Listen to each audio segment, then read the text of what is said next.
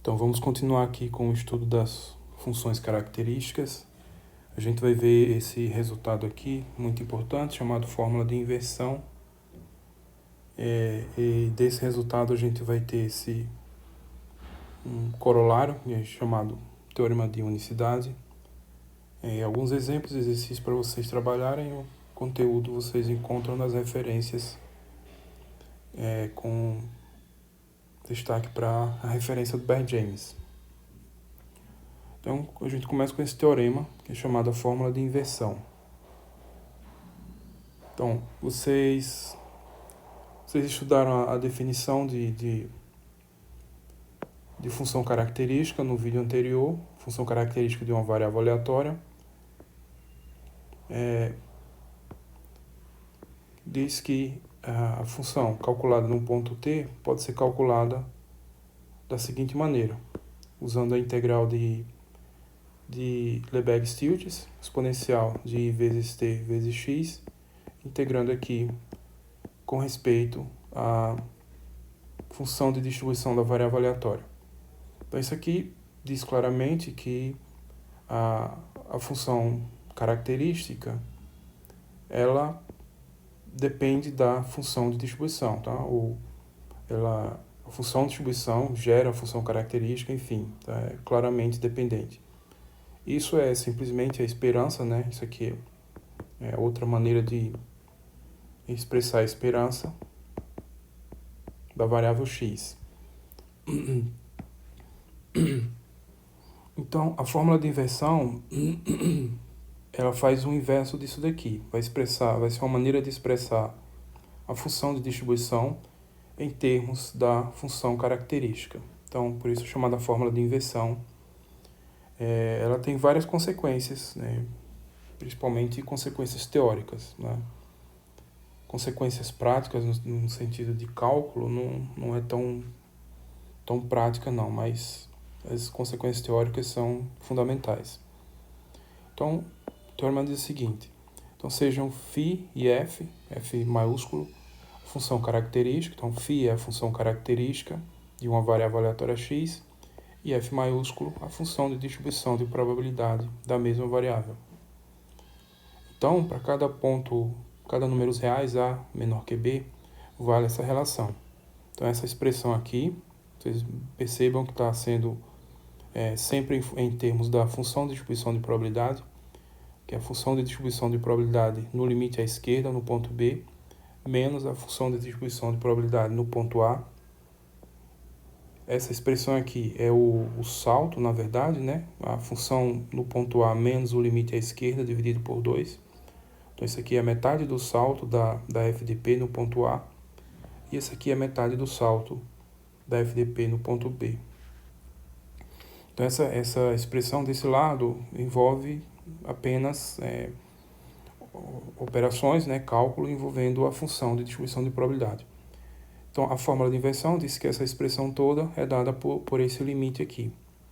O limite, né, eu tenho aqui essa integral, que vai de menos t até t, dessa expressão exponencial de menos i t vezes o ponto A, menos exponencial de menos i vezes t vezes o ponto B, isso dividido por i vezes t, vezes a função característica, integrando aqui em relação a dt. Então, essas integrais aqui são integrais complexas, de um modo geral, são integrais da teoria da integração envolvendo funções complexas. Então, isso aqui é uma função complexa. A função característica, de um modo geral, é uma função complexa. Então, quando você vai fazer essa integração, é uma integral no contexto da teoria da análise complexa, integração com respeito a funções complexas. Então, essa integral vezes esse fator, e fazendo o limite quando t tende a infinito, né, uma espécie de uma integral imprópria, então esse resultado vai ser igual a essa expressão aqui. Então, de um lado você tem uma expressão que envolve apenas a função de distribuição de probabilidade, e do outro lado você tem uma expressão que envolve apenas a função característica através de integrais envolvendo funções complexas. Então, a fórmula de inversão diz que essas duas coisas são iguais. Então, percebam, daí o nome fórmula de inversão, porque a definição direto, a gente tem a função característica dada em termos da função de distribuição, através dessa integral de Lebesgue-Stieltjes. Na fórmula de inversão, a gente tem o contrário. A gente vai ter a função de distribuição, né, mais especificamente essa expressão toda aqui, tá? Função de distribuição dada em termos desse limite aqui, que depende apenas da função característica, tá? Então, é como se você estivesse dizendo que você pode fazer os cálculos envolvendo a função de distribuição através desse limite aqui. Mas, na prática, esse limite não é tão simples de ser calculado, basicamente devido às dificuldades de calcular essas integrais aqui, integrais no contexto da análise complexa. Mas as consequências teóricas desse resultado que são mais importantes. Então a gente vai estudar a demonstração desse teorema, mas antes algumas observações. Essa expressão aqui do lado esquerdo, que aparece apenas a f de p, ela pode ser representada assim também. Então fica como exercício para vocês, né, observar que essa expressão toda pode ser escrita também dessa maneira, tá? É o f de b mais f, o limite à esquerda no b dividido por 2, menos f de a mais o limite à esquerda dividido por 2, tá? Então, a mesma relação pode aparecer dessa maneira. Ou ainda, de uma maneira mais interessante, inclusive, envolvendo a variável aleatória, dessa outra maneira. Então, esse trecho é o limite à esquerda da f no b menos a f no a, é essa probabilidade. A probabilidade da variável x ser maior que a, menor que b. Se fosse fechado aqui, a probabilidade de x ser maior que a, menor que ou igual a b, então aqui não seria o limite à esquerda, seria simplesmente f de b. Tá? Mas como é o limite à esquerda, então aqui é o intervalo aberto. Tá? Então essa conta é exatamente o cálculo dessa probabilidade. A probabilidade da variável x ser maior que a, menor que b. Essa expressão aqui é o salto da variável no ponto A, ou seja, a probabilidade de x ser igual a A. Tá? E essa outra é o salto da variável no ponto B. Então, juntando as duas, a gente tem que esse pedaço todo corresponde a essa média aqui, é a metade da soma dos saltos da variável nos pontos A e B. Então, se a função de distribuição for contínua nos pontos, então, claro, esses saltos vão ser zero. As coisas simplificam. Mas essa mesma expressão que aparece aqui pode aparecer dessa maneira ou dessa outra maneira aqui. É uma maneira mais interessante de ser expressa, especialmente em termos das probabilidades da variável x. Então, a gente vai discutir a demonstração desse teorema, mas antes algumas observações. Então, para a prova da fórmula de inversão, eu vou introduzir uma notação e alguns fatos que têm a ver com a integração em variáveis complexas que eu não vou discutir aqui. Então, quem tiver interesse, quem tiver curiosidade, pode tentar estudar por conta própria essas relações aqui envolvendo a integração, que envolve integração de variáveis complexas. Então, primeiro, a notação, que é a notação da função sinal. Então, dado um número real qualquer, a gente define o sinal de A como sendo o número 1, quando esse A é um número positivo, é 0 quando A é 0 e é menos 1 quando A é negativo. Então, isso é uma notação, porque pode aparecer os três casos, então a gente introduz essa notação para unificar as coisas. Então, quando A é positivo, o sinal de A é 1, quando A é 0, o sinal de A é 0, e quando A é negativo, o sinal de A é menos 1. Vou chamar aqui de S de t essa integral, a integral de 0 até t, seno de x sobre x dx. Isso aqui, em princípio, é uma integral imprópria, né? Você não pode colocar o zero aqui, é uma integral imprópria, no zero. Então, essa integral, fazendo... Isso aqui é uma coisa mais simples, fazendo simplesmente uma mudança de variável. você pode representar essa integral dessa maneira. É o sinal de A vezes a S, T vezes o módulo de A. Então, vocês considerando os casos A positivo, A negativo, A zero, então vocês verificam com uma continha simples envolvendo mudança de variável, verificar essa relação. Então, isso aqui é mais tranquilo. Essa outra desigualdade também aqui já é um pouco mais delicada. Então, sinal de A vezes essa integral aqui. Observe que tem um ponto A. Então, essa integral vezes o sinal de A é sempre maior ou igual a zero. E, por outro lado, ela é sempre menor ou igual que esse valor. Integral de 0 até π, sendo x sobre x dx. Isso para todo t. Ok? Então, essa desigualdade aqui já não é tão trivial quanto essa relação, mas eu não vou discutir. Quem tiver a curiosidade pode tentar estudar isso por conta própria. Mas isso aqui não vai ser, para o nosso conteúdo de probabilidade, ele é simplesmente um resultado para a gente provar o teorema, que é a fórmula de inversão. E o outro resultado importante, que é esse limite aqui, ou seja, essa integral imprópria, que é o valor dela, que é π sobre 2. Então, eu vou usar esse valor aqui, que é π sobre 2. Então, essa integral imprópria de 0 a mais infinito, uma maneira mais comum de calcular essa integral é usando exatamente métodos de integração de funções complexas, a teoria dos resíduos, tá? Então, quem tiver a curiosidade pode pesquisar sobre isso, mas isso não vai ser... o domínio desse conteúdo não vai ser tão relevante para a gente. Claro que se puder aprender, ótimo. Mas para essa disciplina, dominar esse conteúdo não é fundamental. Bom, então eu vou precisar dessas observações todas aqui para a prova do teorema. Então vamos para a prova do teorema. Então primeiro eu vou começar com essa notação aqui, chamada de I de t, então essa integral. Essa integral vezes esse fator, 1 sobre 2π, integral de menos t a t, vezes essa expressão, né, vezes a função característica, que é a integral que aparece aqui no limite. Então, ou seja, eu vou estudar o limite, quando t tende ao infinito, dessa função que vai variar com o t. Tá? Então, é isso que eu vou fazer. Bom, aí aqui aparece a função característica, então eu vou usar aqui a definição da função característica. Então, nessa integral, eu vou simplesmente substituir aqui a função característica pelo seu cálculo envolvendo a integral de Lebesgue-Stieltjes. Ok?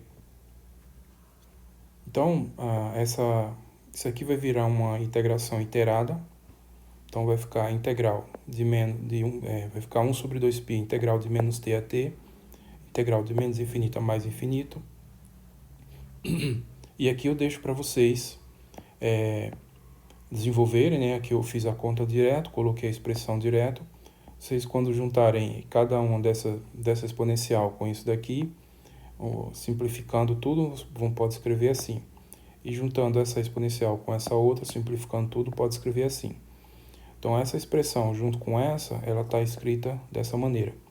E aí, essa iteração aqui, a primeira integral é em relação à função de distribuição, e a segunda integral é em relação a t, que é a medida de Lebesgue.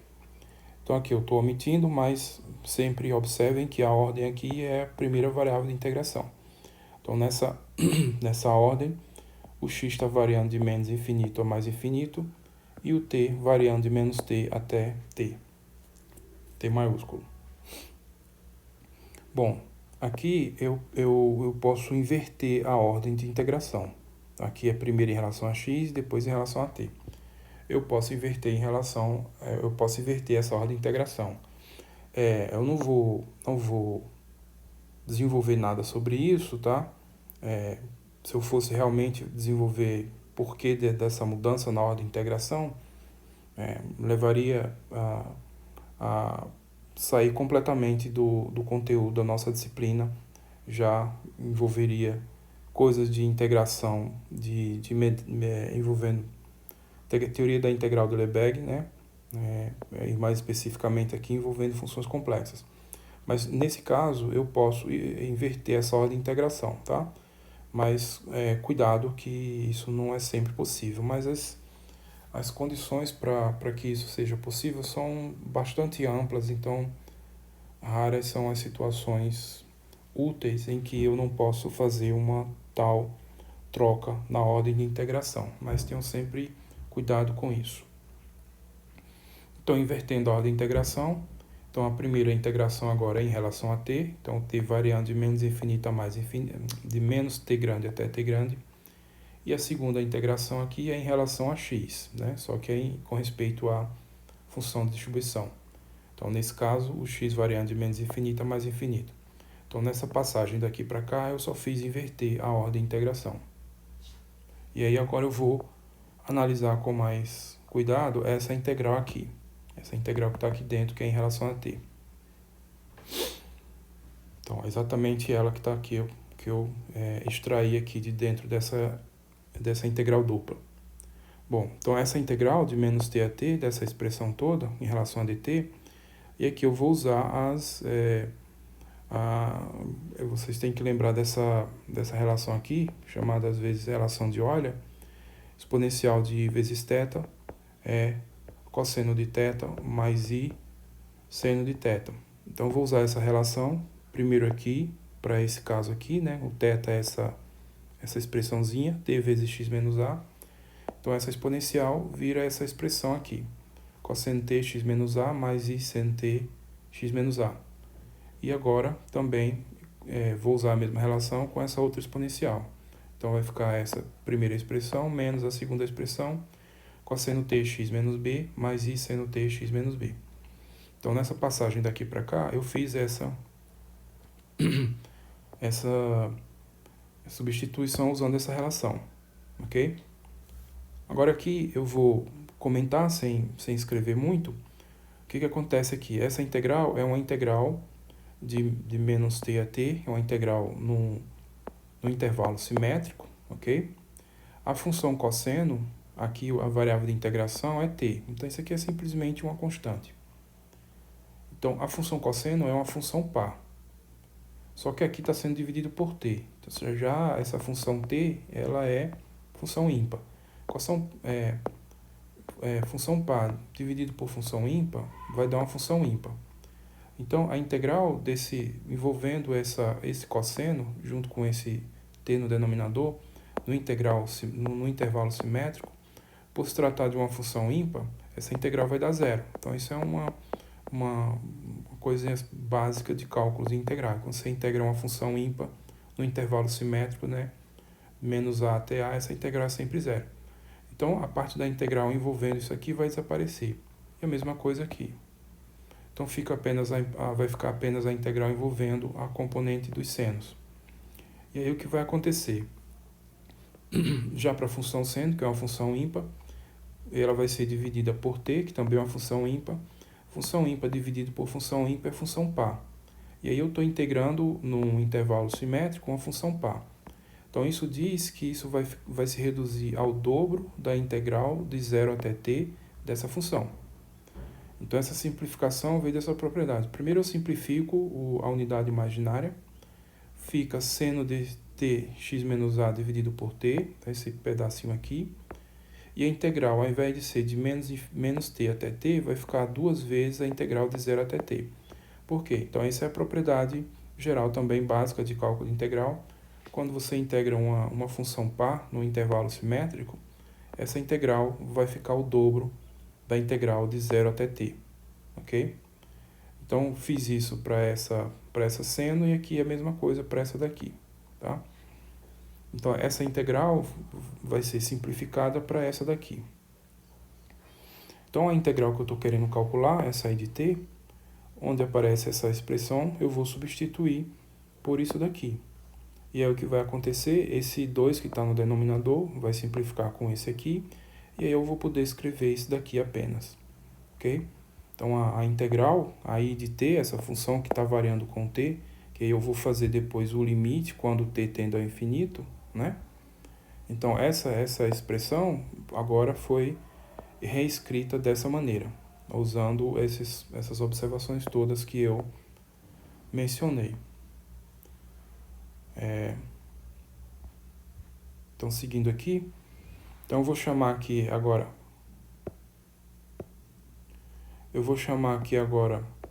essa integral, eu vou chamar de t. De uma função que vai variar com t. Eu vou fazer t tender ao infinito. Então, lembre-se sempre disso.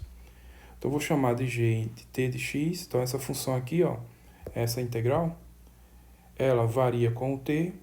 E para cada, eu faço a integral em relação a t, só que para cada valor de x fixado. Então, isso vai ser uma função de argumento x e índice t. Penso com t como se fosse um número inteiro, tá? Isso vai fazer ele tender ao infinito.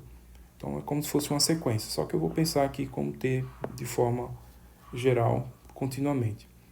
Então, é como se fosse uma sequência, né, indexada pelo t, e uma sequência de funções cujo argumento aqui é x. Então, essa é a integral.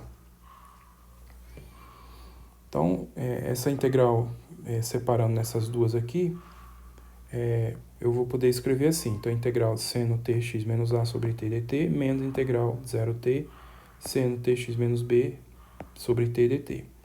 E aí, agora eu vou usar, como eu vou fazer t tender ao infinito, então eu vou fazer o limite quando t tende ao infinito dessa função aqui. Aí, agora que eu vou usar essas observações que foram destacadas aqui. Especialmente, eu vou usar essa terceira junto com essa quinta, que é esse limite, tá? Então, juntando essas duas propriedades, vejam, quando eu fizer t tender ao infinito, isso aqui vai ficar sinal de a vezes a integral imprópria. E essa integral imprópria é π sobre 2. Então, eu vou fazer isso, só que no lugar de a, não é a, é x menos a. Então, é isso daqui, ó. Então, para essa primeira integral, quando eu fizer t tender para o infinito, tem esse fator aqui, ó. Então, isso vai ficar o sinal do fator, então o sinal de x menos a vezes π sobre 2, tá? Para a segunda integral, a mesma coisa. Eu vou fazer t tender ao infinito, aí tem esse fator. Então, isso vai ficar o sinal do fator vezes π sobre 2. Então, organizando tudo, eu vou poder escrever assim. A diferença, né, entre o sinal de x menos a e o sinal de x menos b vezes π sobre 2. Então, isso veio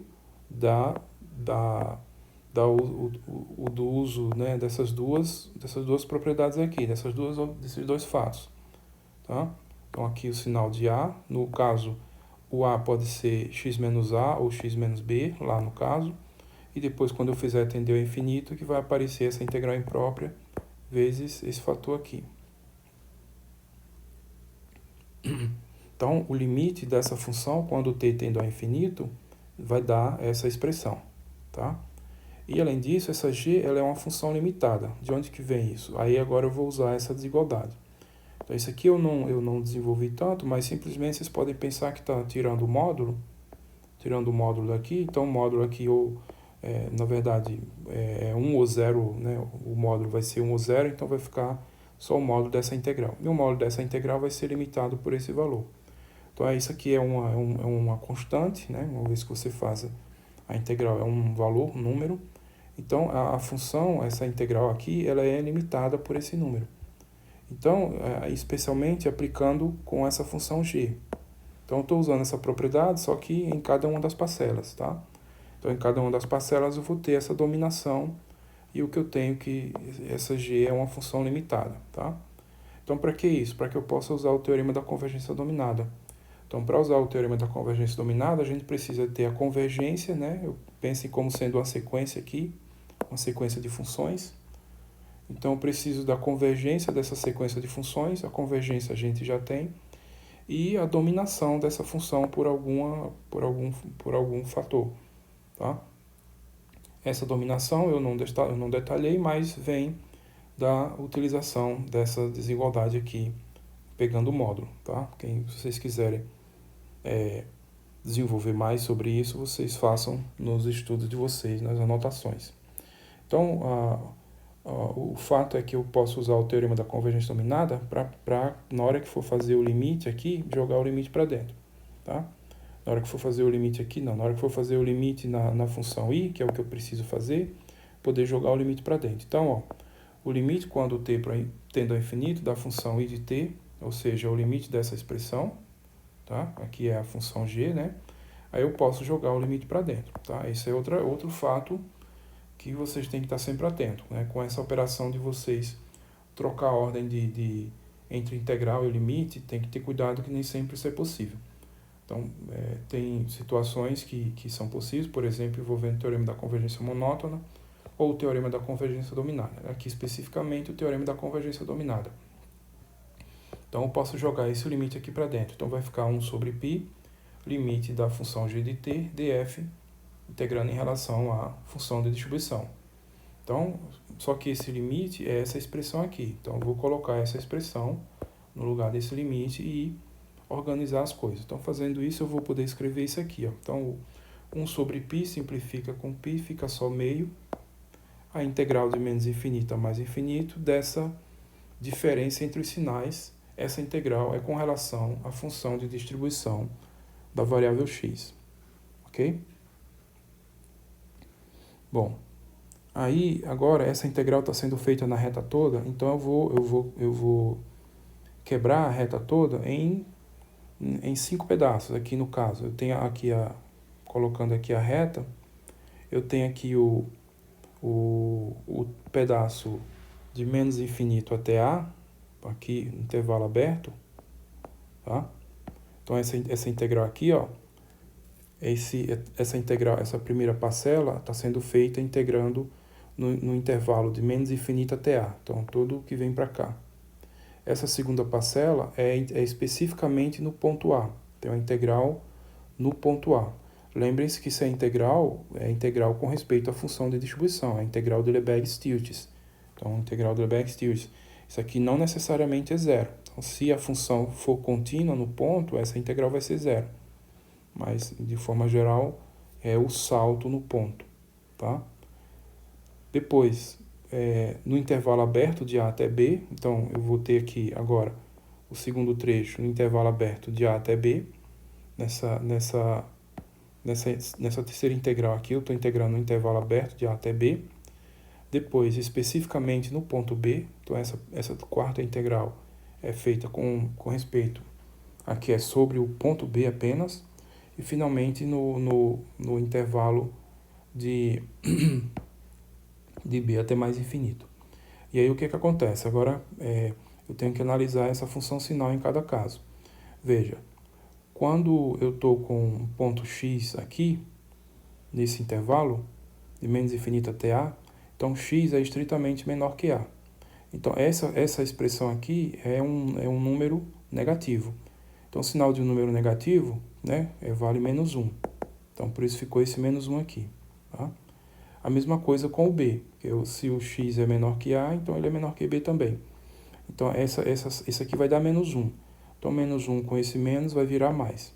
Então, por isso ficou menos 1 mais 1. Ok? Agora, para a segunda parcela, é exatamente no ponto A. Exatamente no ponto A, isso aqui vai dar zero. Então, o sinal, a função sinal no zero é zero. Ok? Então, essa parcelinha aqui vai dar zero. Já o sinal de x menos b, então A é um número menor que b.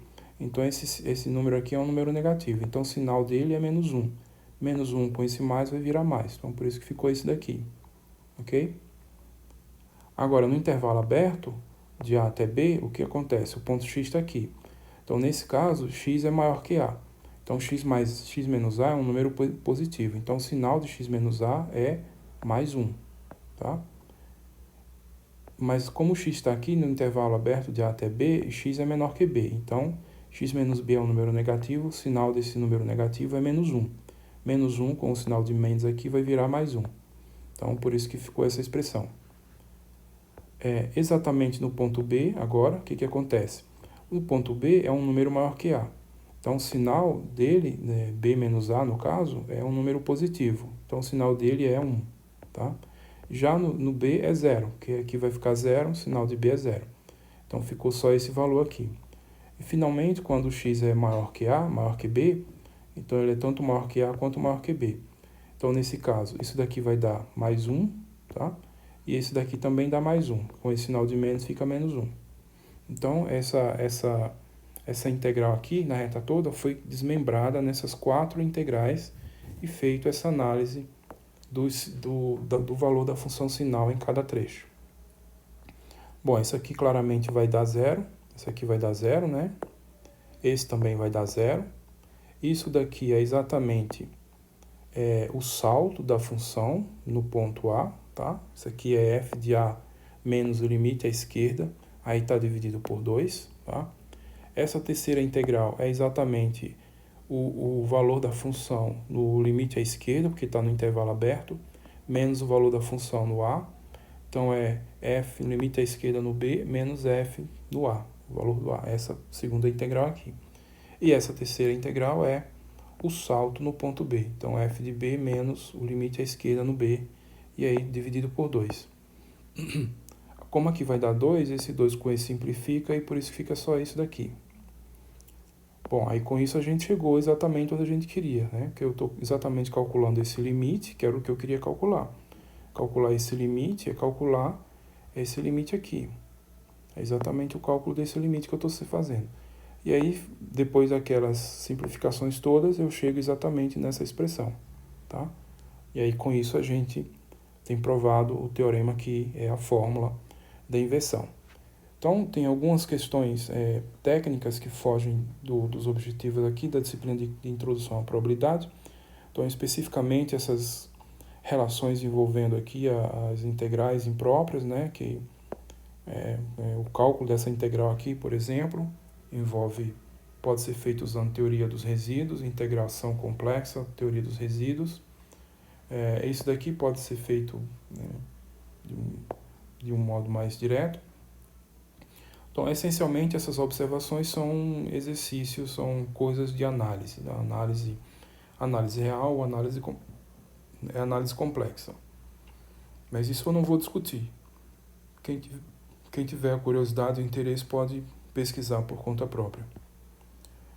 Outra questão importante é a questão da mudança na ordem de integração. Foi a passagem aqui dessa integral para essa daqui, onde eu mudei a ordem de integração, tá? Isso nem sempre é possível, mas nesse caso é possível, tá? Então, vocês, para ter um aprofundamento desse conteúdo, precisam realmente estudar teoria da medida e integração abstrata, né, principalmente, e aqui ainda mais envolvendo também funções complexas. Então, isso está relacionado a teoremas nessa teoria, né, teorema de Fubini, teorema de Tonelli, etc. Tá? Estudo de medida produto também. A outra questão tem a ver com essa passagem aqui do limite, nessa hora que eu passo o limite para dentro aqui, da integral. Então, cuidado com isso também, nem sempre é possível, mas nesse caso a gente tem o que a gente precisa para aplicar o teorema da convergência dominada. Então, eu preciso da convergência, né, das funções, que eu vou passar o limite aqui dentro, e uma dominação para essa função. No caso aqui a gente tem. E de onde vem isso? É exatamente esses pontos aqui. Esses três pontos aqui e aqui, esses dois pontos, especificamente. Então, essa questão. E a questão da função sinal também, que eu não fiz muitos detalhes, mas vocês devem, em caso de dúvida, sempre desenvolver com mais detalhe as contas nos estudos de vocês, tá? Essa questão aqui também não foi muito detalhada, mas sempre nos estudos de vocês devem, quando não ficar muito óbvio, vocês devem desenvolver mais as contas. Bom, aí com isso a gente conclui a demonstração do teorema que dá a fórmula de inversão.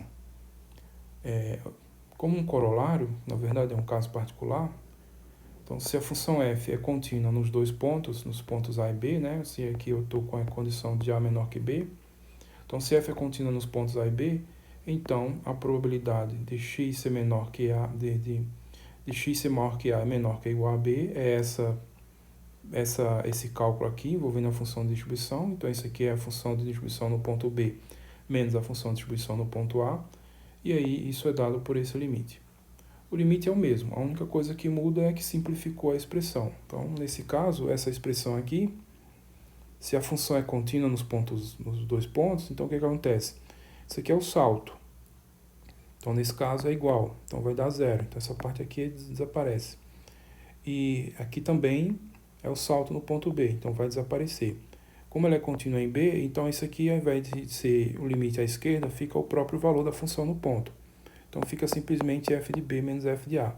Então, f de B menos f de A é igual a esse limite aqui, tá? E aí, no caso aqui, fica uma igualdade no B e essa parte toda vai dar zero. Então, esse é um caso particular bem simples cuja verificação é simplesmente uma observação, mas é importante perceber isso. Então, nesse caso, a probabilidade de x ser maior que A, menor que ou igual a B, é dada por esse limite. Então, aqui vocês podem imaginar assim, isso dá uma fórmula interessante de calcular essas probabilidades. Eu tenho que fazer o quê? Calcular essas integrais, aqui envolvendo a função de característica. Se eu conhecer a função característica, eu posso tentar fazer essa conta. Mas aí é que está. O problema de calcular essas integrais aqui é que, né, em geral, não é tão simples, porque você vai ter que usar a função característica, em geral é uma função complexa, então você vai estar sempre trabalhando aqui no domínio do corpo dos números complexos. Então, a integração aqui é a integração envolvendo funções complexas, tá? Estudada em cursos de cálculo de variáveis complexas ou análise complexa. Mas, em geral, isso não é um problema uma questão tão simples para você resolver, a ponto de achar que calcular essa integral vai ser mais fácil do que calcular essas probabilidades. Em geral, é exatamente o oposto. Em geral, é exatamente muito mais fácil calcular essas probabilidades, para a partir dela, por exemplo, calcular uma coisa como essa, do que o inverso, tá? Então, aí vocês poderiam então perguntar, então, qual a importância desse teorema? Se é só uma fórmula, mas que na prática não ajuda tanto a calcular as probabilidades? A importância é que, primeiro, daí o nome função característica. Então, como eu observei, a função de distribuição, a FDP, ela caracteriza a função característica, tá? A função de distribuição, ela gera a função característica, pela definição direta. O que esse teorema está dizendo é a recíproca, digamos assim, que a função característica, ela também caracteriza a função de distribuição, ou que a função característica gera a função de distribuição. Então, se vocês lembrarem que as variáveis aleatórias, o comportamento probabilístico delas é totalmente caracterizado pela função de distribuição de probabilidade, então o que essa fórmula de inversão está dizendo é que também a função característica caracteriza o comportamento probabilístico de uma variável aleatória, completamente. Por isso o nome função característica, tá? Existe em análise uma função, um termo chamado função característica, mas geralmente é o que a gente chama de função indicadora. Então, geralmente a análise pode usar esse termo delta aqui, a característica de um conjunto. Essa função característica do conjunto, ela vale 1 quando o ponto está no conjunto, vale 0 quando o ponto não está. Então, é o que a gente está chamando de função indicadora, tá? Simplesmente é isso. E aí, o termo função característica aqui, para a gente, ele tem outro significado. O significado é que essa função, ela caracteriza o comportamento probabilístico de uma variável aleatória. Então, resumindo, dada uma função característica, ela gera a função de distribuição de probabilidade, e essa função de distribuição de probabilidade é a função de distribuição de alguma variável aleatória. Então, são duas maneiras de caracterizar completamente o comportamento probabilístico de uma variável aleatória. Então, via a FDP ou via a função característica. Então, a importância desse teorema é exatamente essa. Bom, então, a observação, então a função de distribuição determina a função característica, o que eu comentei, através dessa relação, né, que eu estava comentando aí. Então, a FDP, a função de distribuição, determina a função característica através desse cálculo, dessa integral do Lebesgue-Stieltjes, e, reciprocamente, a função característica determina a função de distribuição f através da fórmula de inversão, tá? Então, estudar o que o teorema de inversão está dizendo, a fórmula de inversão está dizendo é isso. estudar a FDP equivale a estudar a função característica, tá? E vice-versa. E aí, com isso, a gente tem esse corolário que é chamado teorema de unicidade. Então, as variáveis x e y são identicamente distribuídas, só lembrando o que significa isso, que elas têm a mesma distribuição de probabilidade, a mesma FDP. Então, as funções x e y são identicamente distribuídas se e só se elas têm a mesma função característica, tá? Eu nem escrevi nada porque isso fica direto, automático, depois de tudo que eu comentei. Se vocês quiserem escrever nos estudos de vocês a prova, então vocês pegam a função de distribuição da x, a função de distribuição da y, tá? Se elas forem iguais, quer dizer que elas são identicamente distribuídas, então isso vai automaticamente implicar na igualdade das respectivas funções características. E reciprocamente, se as funções características são iguais, eu vou ter, via o teorema, que é a fórmula da inversão, que as funções de distribuição são iguais, tá? Então, é um teorema de unicidade. Quer dizer o quê? Você não pode ter duas variáveis aleatórias com a mesma função característica e comportamento probabilístico diferentes. Não, elas vão ter o mesmo comportamento probabilístico, tá? Então, por exemplo, aqui só a título de ilustração, eu peguei algumas das distribuições mais comuns, né, que já vimos todas elas. Então, por exemplo, no caso das distribuições discretas, distribuição de variável aleatória discreta, eu tenho a Bernoulli. Ela é caracterizada por quem? Tecnicamente pela FDP, mas de uma forma mais simplificada pela função de probabilidade, tá? Toda variável aleatória discreta é caracterizada pela sua função de probabilidade. Então, a distribuição de Bernoulli parâmetro P é a única que tem essa função de probabilidade. E é a única também que tem essa função característica. Então, eu não fiz esse cálculo, mas eu deixei no vídeo anterior como exercício que vocês calculassem as funções características dessas distribuições básicas. Então, a Bernoulli de parâmetro P é a única que tem essa função de probabilidade e a única que tem essa função característica. Nenhuma outra, por exemplo, uma binomial não pode ter essa mesma função característica. A função característica da binomial é essa daqui, é diferente dessa. Então, a binomial NP, ela é caracterizada pela sua função de probabilidade, que é essa, e também pela sua função característica, tá? A Poisson é caracterizada pela sua função de probabilidade e também pela sua função característica. Então, tanto faz se eu digo uma variável aleatória tem distribuição de Poisson, tanto faz eu caracterizar isso usando a função de probabilidade ou caracterizar isso usando a função característica. A geométrica, por exemplo, a distribuição a função de probabilidade e aqui a correspondente função característica. Nenhum desses exemplos eu calculei. O único exemplo que eu calculei foi o da exponencial, tá aqui. Então, eu deixei como exercício vocês fazerem o cálculo das funções características das outras distribuições básicas. Então, a uniforme no intervalo AB, então agora as contínuas, são caracterizadas pelas suas funções de densidade e probabilidade. Então, a uniforme no intervalo aberto AB, por exemplo, poderia ser fechado também. Então, isso aqui é a indicadora do intervalo aberto, ou do intervalo AB, tá? Então, a densidade é isso, caracteriza a distribuição uniforme no intervalo AB, e a sua função característica, essa daqui, também caracteriza. Então, é sinônimo da isso ou da isso, você está trabalhando com a mesma coisa. Normal, μσ2, a densidade é caracterizada por sua densidade, que é essa, ou por sua função característica, que é essa daqui, tá? A exponencial, então, cuja densidade é essa expressão, e a sua função característica, que é essa. A Cauchy padrão, cuja densidade é essa expressão, aqui é o inverso disso aqui, tá?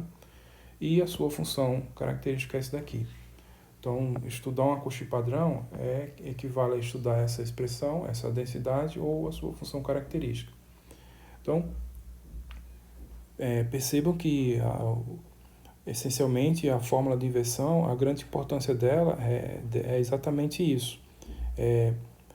Fazer a gente entender que o comportamento probabilístico de uma variável aleatória é completamente determinado pela função característica, mas completamente determinado de que forma? Completamente determinado pela expressão que envolve a fórmula da inversão, tá? Só que, assim, que eu já comentei, isso aqui na prática não é uma maneira útil da gente calcular probabilidades ou calcular valores da função de distribuição usando esse limite, devido à dificuldade de calcular essas integrais aqui, que são integrais complexas. Então, seguindo aqui, então, alguns exemplos para a gente entender melhor isso. Então, determine a distribuição de uma variável S, que é o que? A soma x1 mais reticência xn, onde essas parcelas aí, x1 até xn, são variáveis aleatórias I e D, independentes, identicamente distribuídas, com distribuição Poisson, parâmetro lambda. Tá? Então, cada uma dessas parcelas aqui tem o comportamento probabilístico de uma Poisson com parâmetro lambda. Então, elas podem ser caracterizadas pela função de probabilidade ou pela função característica. Tá?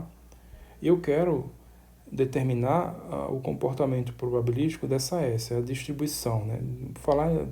Determinar a distribuição é dizer qual é o comportamento probabilístico dela, se vai ser de alguma das variáveis conhecidas ou se é alguma variável nova. Tá? Então a gente vai resolver isso usando essa teoria aqui que a gente está estudando, função característica, especificamente o teorema de unicidade. Então a solução, para cada i variando de 1 até n, a função característica de xi é a função característica da Poisson com parâmetro lambda. Como todas têm a mesma distribuição, que é a Poisson parâmetro lambda, então todas vão ter a mesma função característica. Então essa aqui é a função característica da Poisson parâmetro lambda, que é a mesma para cada uma dessas parcelas aqui, ó, tá? Então, para todo t, eu vou calcular a função característica dessa soma. Como essas parcelas são variáveis aleatórias independentes, vocês devem lembrar do vídeo anterior que a função característica de uma soma de variáveis aleatórias independentes vira o produto das funções características. Então, estou usando isso daqui.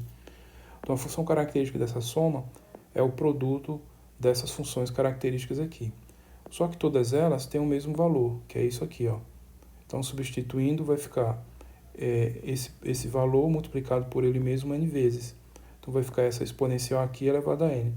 Então, das propriedades de exponencial, então isso aqui vai ficar exponencial de n vezes essa coisa aqui.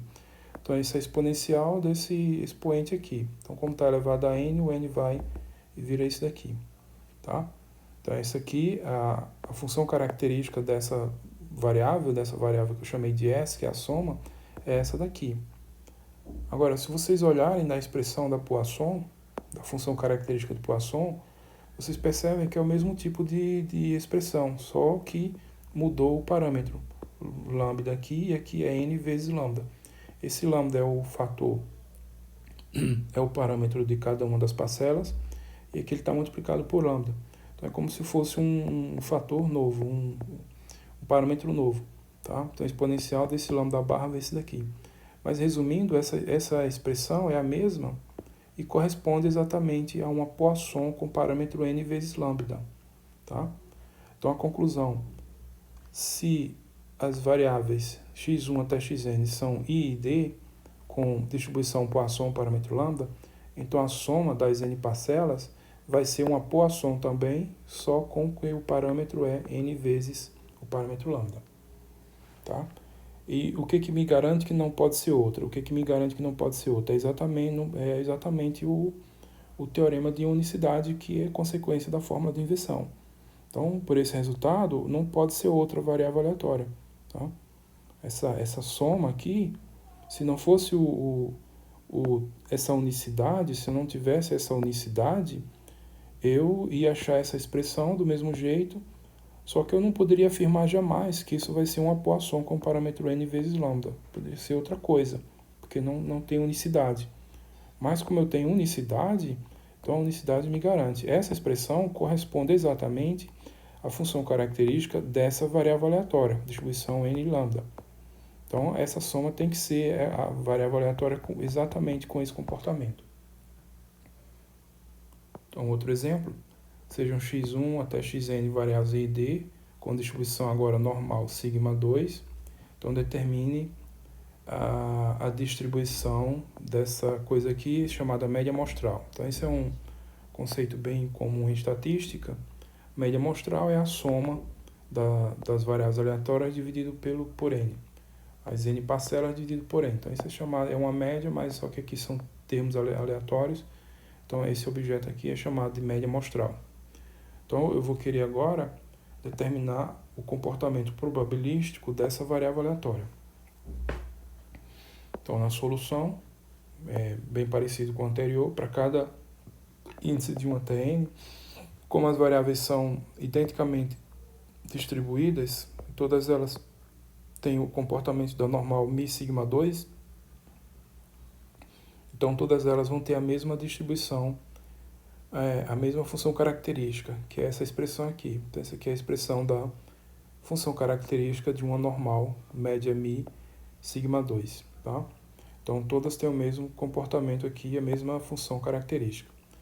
Aí eu vou chamar de S, essa soma, isso aqui que aparece em cima. Então, essa média amostral é a soma S dividido por N. E aí vou usar agora as propriedades de função característica. Então, eu vou calcular a função característica dessa média amostral. Então, a função característica de x barra no t é a função característica de S dividido por N vezes t. Só que isso é a função característica da constante 1 sobre n vezes S no t. Vocês devem lembrar do vídeo anterior, a gente estudou uma propriedade e uma delas vai ser usada aqui, ó. Então, isso é a função característica da S calculada no ponto t dividido por n, tá? Então, eu estou usando uma propriedade, aí vocês identifiquem qual a propriedade que eu usei aqui para esse caso nesse vídeo.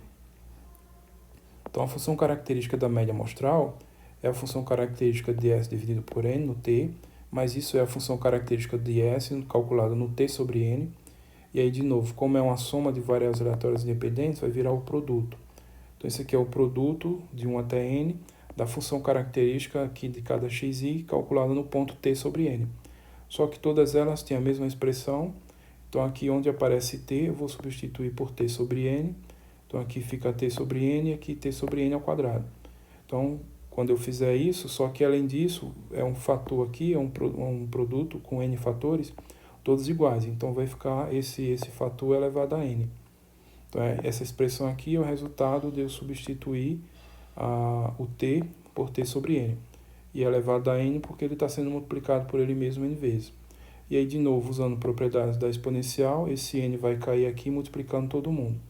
Então, n multiplicado por t sobre n simplifica, n multiplicado por t2 sobre n2 simplifica também. Então, resumindo, eu fiquei nessa expressão aqui. Ok?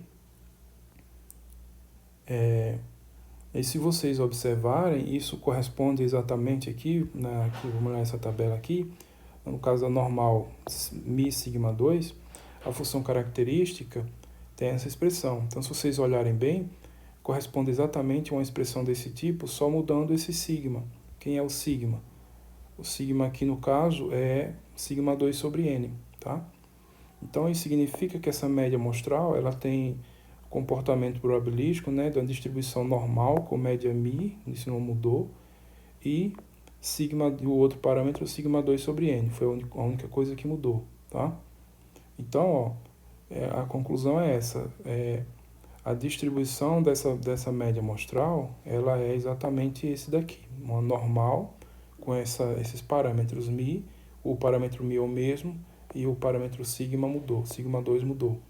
Então, aqui é sigma e aqui é sigma 2 sobre n. Ok? Então, o que me garante que não pode ser outro? O teorema de unicidade, consequência da fórmula da inversão. A função característica dessa variável aleatória corresponde exatamente a essa expressão aqui, tá? Se não fosse por essa unicidade, eu ia fazer essa conta e chegar nesse mesmo resultado, possivelmente, tá? Mas nada ia me garantir que vai ser o mesmo comportamento probabilístico de uma normal com esses parâmetros, tá? Então, esse é o forte uso do teorema de unicidade. Bom, eu deixo aqui como exercício, vocês fazerem uma coisa parecida, sejam x1 e xn variáveis aleatórias e d, distribuição normal padrão. Eu peço para vocês mostrarem que essa variável aqui, que é a soma dos quadrados, então x1 ao quadrado mais etc, xn ao quadrado, tem uma distribuição Qi quadrado, essa daqui, ó, Qi quadrado com n graus de liberdade, tá? Vocês devem lembrar da distribuição Qi quadrado, é um caso particular da distribuição gama com parâmetros alfa, beta, tá? Vocês devem revisar aí nos estudos que caso particular é esse, é o que a gente chama de Qi quadrado com n graus de liberdade, tá? E aí, eu não coloquei aqui nessa tabelinha a distribuição da gama, mas vocês devem ou ter calculado, vocês devem encontrar também nos estudos de vocês a função característica da Qi quadrado com n graus de liberdade. E aí vocês vão essencialmente fazer a mesma coisa que eu fiz aqui nos exemplos, calcular a função característica dessa variável aleatória, só que agora não é a soma, né? É a soma dos quadrados, então cuidado, é a soma dos quadrados, calcular a função característica dessas variáveis, tá? E repetir essencialmente o mesmo argumento, para chegar numa expressão que vai ser a expressão da função característica, aí vocês vão reconhecer que essa expressão corresponde exatamente à função característica de um Qi quadrado com n graus de liberdade. E aí, pelo teorema da unicidade, essa variável aleatória vai ter o comportamento probabilístico de um Qi quadrado com n graus de liberdade, ou a distribuição dela é o Qi quadrado com n graus de liberdade. Bom, então, concluindo o vídeo, falamos ainda mais sobre função característica, um resultado super importante, a fórmula da inversão, e consequência dele direta, o teorema da unicidade, que permite a gente resolver muita coisa, tá? Usando função característica e as propriedades da função característica. Alguns exemplos de exercícios, e vocês vão encontrar mais exemplos disso e exercícios sobre isso nas referências aí, com destaque para a referência do Baird James. Então, complementem, aprofundem o que eu falei nesses vídeos sobre função característica com o estudo dessas referências aí. Então, encerro esse vídeo. Até o próximo. Tchau.